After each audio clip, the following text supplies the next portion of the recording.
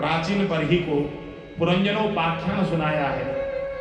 ये कथा यहाँ पर वर्णन की गई है। पुरंजनोपाख्यान बड़ा महत्वपूर्ण और बड़ा गूढ़ रहस्यों से भरा उपाख्यान है। मैंने इससे पहले दिल्ली में जो कथा की थी अभी, उसमें पुरंजनोपाख्यान को विस्तार से श्रवण किया था। वृंदावन तो भैया ये ठाकुर जी की लीला भूमि है, यहाँ पर ज्ञान की बहुत ज्यादा, ज्ञान वृंदावन में चलता नहीं है, ये तो भक्ति की भूमि है। ज्ञान के लिए तो हरिद्वार पर्याप्त है, हाँ, क्योंकि ज्ञान वैराग्य यहाँ आकर बूढ़े हो गए थे, इसलिए यहाँ ज्ञान की कोई चर्चा करने की आवश्यकता नहीं। यहाँ तो ठाकुर जी की रसभरी लीलाओं को ही वर्णन किया जा सकता है। इसलिए जिनको पुरंजनोपाख्यान सुनना है, अभी सूरजमल बिहार में, दिल्ली में हमने वो प्रसंग पूरा लिया था और YouTube में वो वीडियो डला है, आप उसमें सुन सकते हैं। इस समय तो पुरंजनोपाख्यान का वो प्रसंग में यहीं पर भगवान के श्री चरण में अर्पित करता हुआ, पंचम स्कंद में उत्तानपाद राजा के जो भाई हैं प्रियव्रत, उनका वंश का विस्तार से वर्णन किया गया।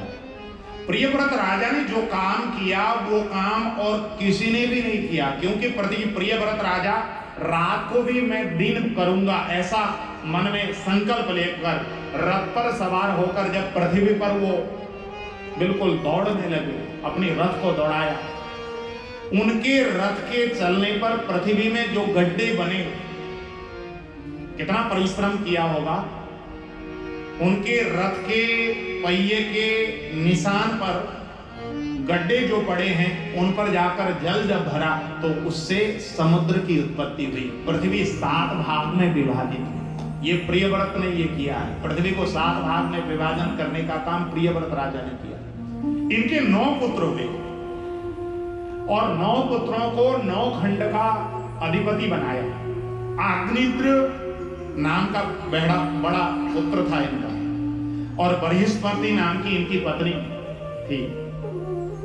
इत्मजीवन, यज्ञबाहु, महावीर, हिरण्यरेता, धृतपृष्ठ, सवन, मेधातिथि, वितिहोत्र और कवि, ये इनके 9 पुत्र हुए। आग्निद्र के पुत्र हुए नाभि, और नाभि के पुत्र हुए भगवान ऋषभदेव। ऋषभदेव के द्वारा जैन जो संप्रदाय अपने यहाँ है, जैन संप्रदाय के आदि प्रवर्तक ऋषभदेव भगवान थे।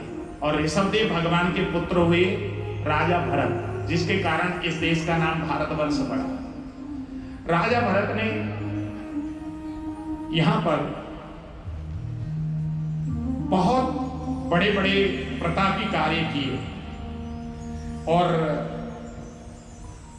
ऋषभदेव भगवान के 100 पुत्रों में से सबसे बड़े भाई का नाम था राजा भरत।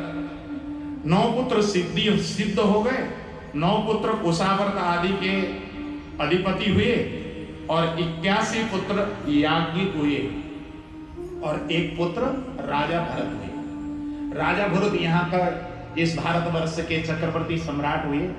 उन्होंने प्रजा का पुत्रवत पालन किया, और बुढ़ापे में अपने पुत्र को अपनी राजगद्दी सौंपकर वो तपस्या करने के लिए गंडकी के किनारे पुलहाश्रम पहुंचे।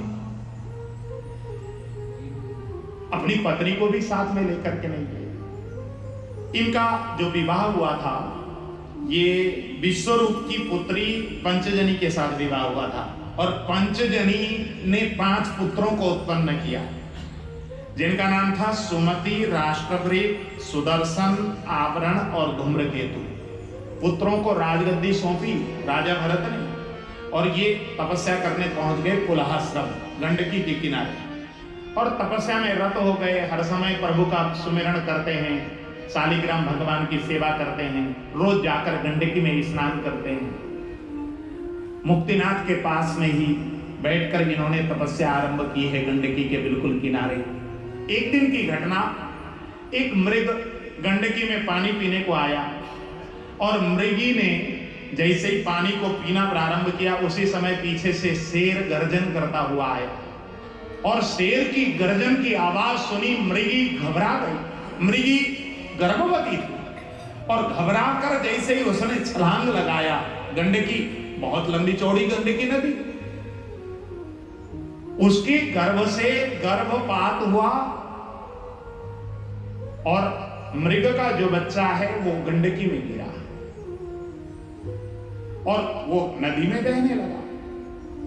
राजा भरत ने जैसे ही इस दृश्य को देखा, दौड़ करके गए, गंडकी में छलांग लगाई और मृगी का जो छोटा सा बच्चा है जो उसके गर्भ से पैदा हो गया था और नदी में बह रहा था, उसको अपने गोद में उठाकर लेकर आए, अपनी कुटिया में ले जाकर उसका लालन पालन करने लगे।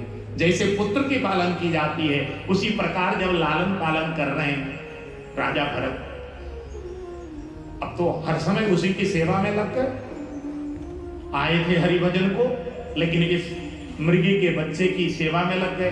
अरे इसकी माँ नहीं है, इसके पिता नहीं है, इसकी सेवा कौन करेगा, मुझे ही सब कुछ करना पड़ेगा। ठाकुर की इच्छा रही होगी कि मैं इस बालक की सुरक्षा करूं, इस बालक को पुत्रवत पालूं, ये ठाकुर ने ही मुझे सेवा दी है, इसलिए मुझे इसका लालन पालन करना चाहिए। ऐसा मन में विचार करके राजा भरत तपस्या करने आए थे, लेकिन आज मृग की सेवा में रत हो गए। अब तो वो मृग धीरे धीरे धीरे धीरे बढ़ने लगा, धीरे धीरे फुदकता है तो राजा को बहुत अच्छा लगता है और फुदकते फुदकते जब आश्रम से बाहर की ओर जाता है तो राजा उसके पीछे पीछे दौड़ते हैं और पकड़ कर लेकर आते हैं। एक दिन की घटना, वो मृग फुदकते फुदकते आश्रम से दूर चला गया। राजा भरत देखते रह गए, लेकिन वो मृग इनके हाथ में नहीं आया, ना वापस शाम को लौट करके आया। अब तो राजा भरत उसी मृग के चिंतन में बड़े दुखी हुए। रात भर इनको नींद नहीं आई, प्रातः काल भी मेरा मृग कहां चला गया, ऐसा करके वन वन में ढूंढने निकले, लेकिन कहीं भी मृग नहीं मिला। और मृग की चिंतन करते करते उसी समय इनका मृत्यु का समय आ गया। और मृत्यु के समय जब मृग का चिंतन किया, जब इनका प्राण छूटा है मेरे भाई बहन, तो इनको अगला जो जन्म मिला वो मृग के ही रूप में जन्म मिला। क्योंकि शास्त्र में कहा गया है, गीता में भगवान ने कहा, यम यम पापी स्मरण भावा त्यजत्यन्ते कलेवरं तम तमेवैति कौन्तेय सदा तद्भाव भावित। गीता में भगवान ने ये बात कही कि मरते समय व्यक्ति जैसा चिंतन करता है अगला जन्म उसको उसी प्रकार मिलता है, उसी प्रकार प्राप्त होता है। तो मरते समय हिरण का चिंतन करते करते इनकी जब मृत्यु हुई है तो अगला जन्म इनको हिरण का ही मिला। देखो, जो न्यायाधीश होता है जब किसी को मृत्यु दंड का दंड सुनाता है, तो मृत्यु दंड का आदेश होने के बाद किसी को जब फांसी में लटकाया जाता है, उस समय हमने सुना है कि उस व्यक्ति को एक अवसर दिया जाता है, भैया तुम्हारे मन में कोई इच्छा हो तो बताओ, तुमको मृत्यु दंड तो मिलेगी, इसके अलावा ये तो तुम मांग नहीं सकते कि हमारी हत्या ना हो, उसके अलावा कुछ भी मांग सकते हो। तो उसको एक अवसर दिया जाता, कुछ भी खाना पीना हो,